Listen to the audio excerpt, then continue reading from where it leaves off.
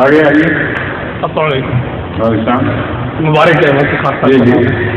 حضور دل کی تسلی کے لیے سوال ہے کہ سورہ فاتحہ میں جیسے اللہ تعالیٰ نے اپنی 4 صفات بیان کی ہیں، رب، رحمان، رحیم اور مالک یوم الدین، تو کیا اگر انسان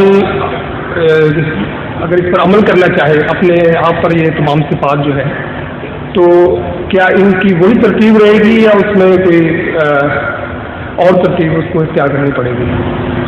وہ ترتیب اس کے اختیار میں نہیں ہے، رہتی ہوئی ہے.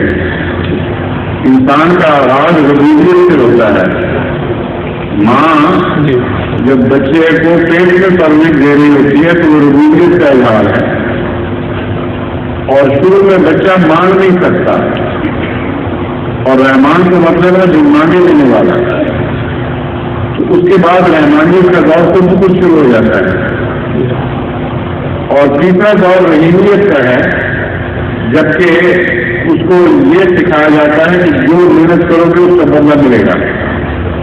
تعلیم میں بھی، دیگر تربیتوں میں بھی رحیمیت کا دور جاری رہتا ہے، یہاں تک جب کہ وہ خود مالک بن جاتا ہے پھر اور اپنے امور کو نگران ہو جاتا ہے.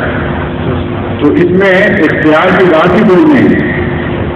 خدا تعالیٰ نے انسان کی جو مختلف حالتیں بنائی ہیں پیدائش سے بلوغ تک، وہ خود بخود خودرو پانی کی طرح اسی ترتیب کے مطابق چل رہی ہیں.